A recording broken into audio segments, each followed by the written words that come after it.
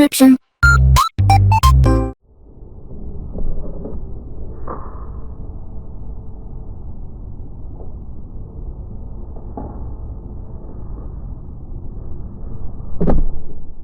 Alright, hey, this is Hans the Ramen Raider coming at you with another episode of Instant Noodle Recipe Time. This is the show where I show you what to do with your instant noodles. Today we've got a cooking noodle from Taiwan.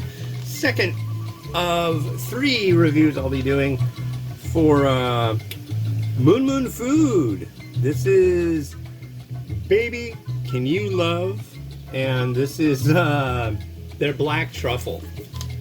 So that sounds fascinating. So that's what we're doing today, and I am, oh boy, I am not going to have enough time, am I? I'm going to have to like rush this through. That's okay, I can do it. Water in the boil. Here we go. This one, I'll need a new pot.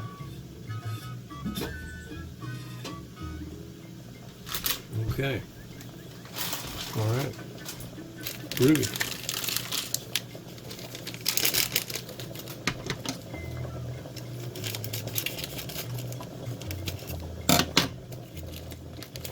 And we are rocking and rolling. Yeah, it's like 10:01. And my wife has her work break at 10:15, so this is gonna cut it close. It's gonna be close, I'm telling you right now. Oh my god. But, you know, we'll be fine. I just wanted the kitchen cleaned up by then, but that's no biggie. I clean up after myself. I do a good job, too. I'm telling you.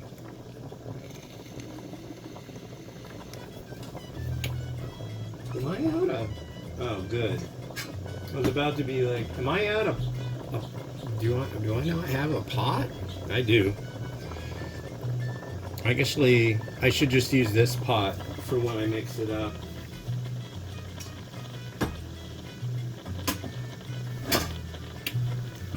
Yeah. Wow, that last one was absolutely spectacular stuff. A spicy sesame. Here, now you can see it boil better. Boil it on up.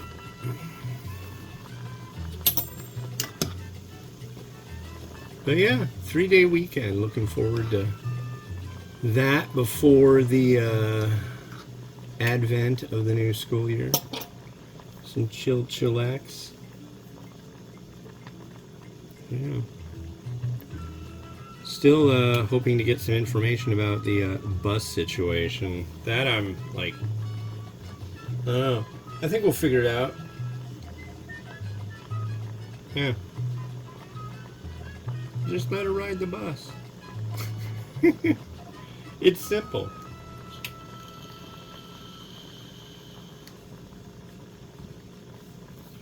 He's no biggie. But yeah, nice to have Taiwanese noodles in my life again for at least a short period of time.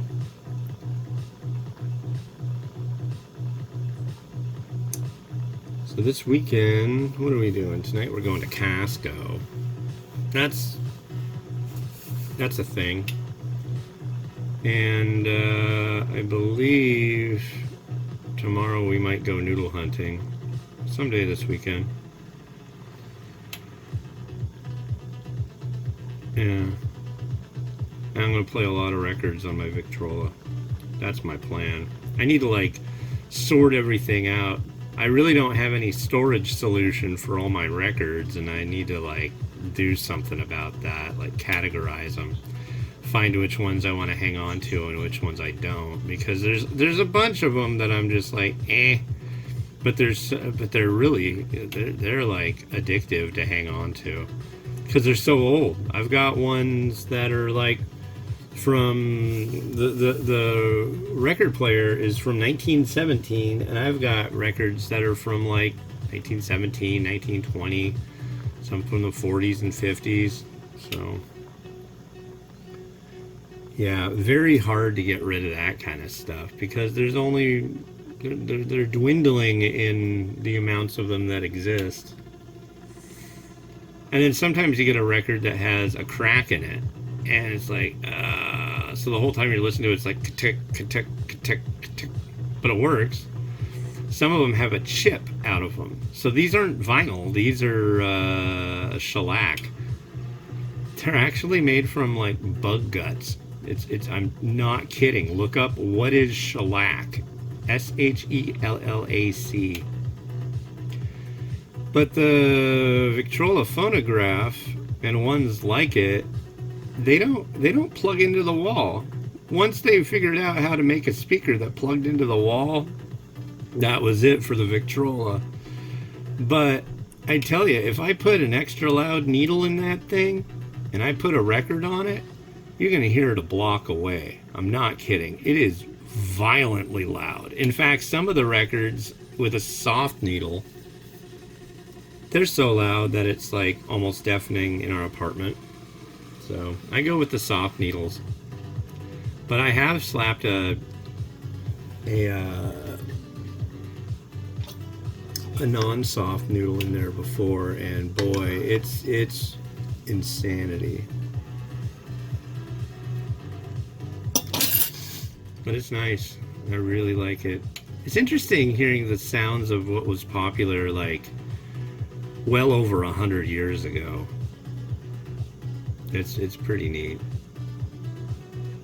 I write in a journal every night, and the journals I use are what are called mining transit books, and they're what someone who was going to dig a mine, like an engineer, what they would use to mark down readings and do charts of like what angle you go at and all this stuff. It's got all these what do you call it, computations in the back that you can refer to. But in the front of it, some guy used like the first 8 pages of this one to write a journal in, and it says spring 1943 to 1944, and it's about this guy. He gets on the train and goes up to Canada and visits a logging area, and I'm guessing there's maybe mining there, or they're going to change the grade of some stuff. But what's funny is I like look at that, and I'm like writing in there about the Victrola, and I'm like, you know what? Maybe that guy's dad, knew something about Victrolas. Maybe that was the tech of his age. But that's like 1944. That's like 90 years ago? 80 years ago? It's a long time. I'll just put it that way. It's a long time. I like ancient things. They're neat. But here's something new. I like new too. But generally not when it comes to music. I like old music, not so much new music. Although, I don't know. Kids have been finding new stuff and making us become interested in it.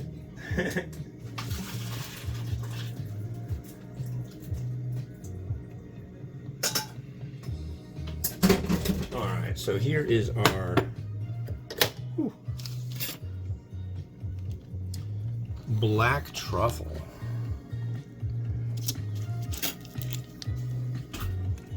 And that's what we're doing right now. Right now. I think this might be soy sauce. I don't know. There's that.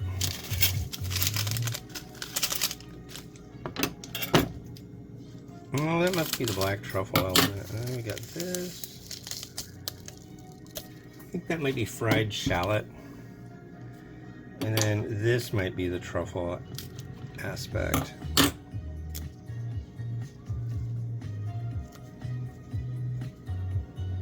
Yeah, nice smell.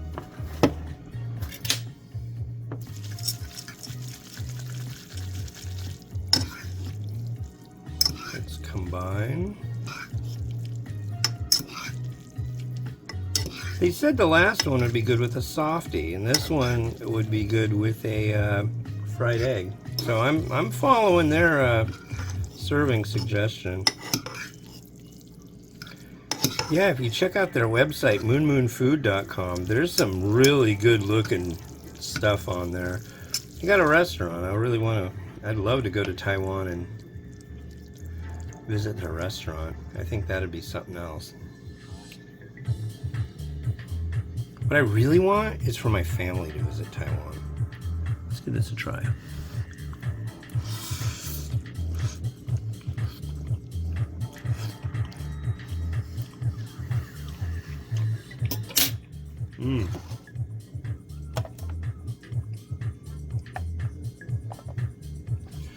There's a sweetness there. Definitely has a black truffle thing going on.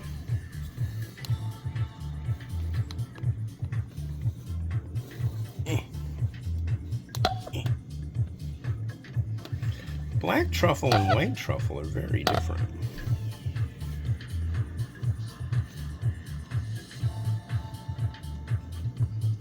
There you go. Yeah, I like that immensely. What fun. I love reviewing and trying things, especially today, because the last one did really well and the one before that was exceptional as well. So it's a 5-star day. I really like it.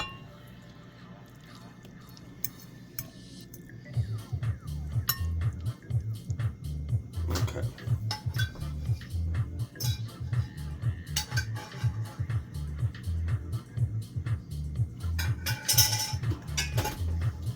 Wow. That's really good too. Nice.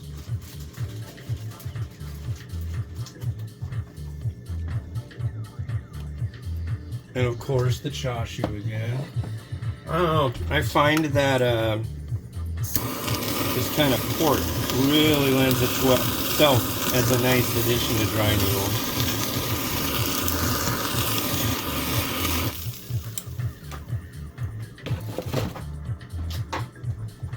And I'll have to do a little bit of work on this egg for the photo.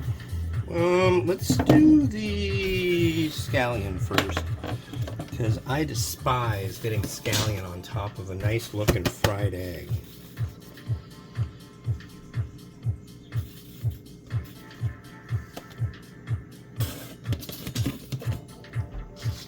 And also, I'm going to throw some sesame seed on there, and I'm not going to get that on top of the fried egg either, because that kind of bugs me.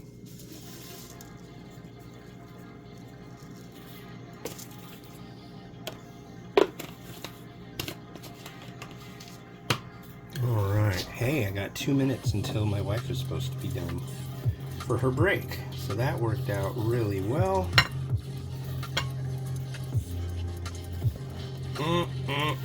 That way. Here you go. Anything else? I need to get some scallion on there so it's more visible. Like that. Maybe some down below too. Yeah. Now, what we don't want is for that egg to get so poochy that it splits. Crap. Hold on a second. Before we do the rotato, I gotta take pictures.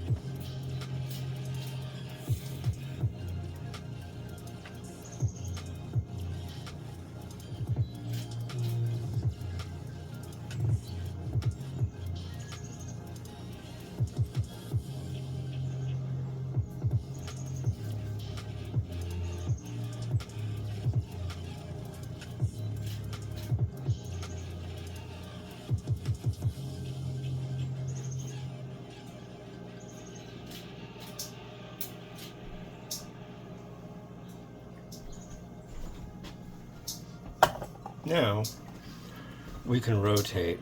Those little bits at the end, that was garlic. Right, they're in my teeth. It tastes yummy.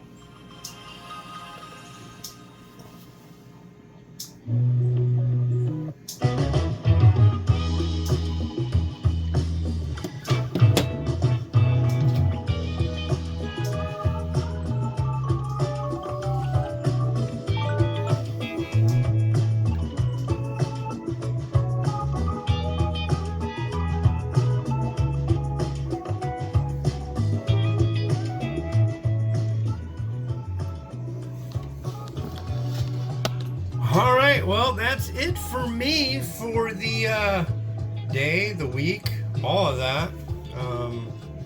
Yeah, so thank you very much for your time and enjoyment. And yeah, it's fun. I like taking pictures too. I'll take your picture. Weird, huh? Anyways, this has been Hans the Ramen Raider, wishing you enjoyment of your noodles each and every day. Try out some Taiwanese dry noodles when you get a chance. I highly recommend it. There's a lot here in the US to try, so hopefully this one will be another one that will grace our shores soon. This has been Hans the Ramen Raider, wishing you enjoyment of your noodles each and every day. Have a good one. Bye-bye.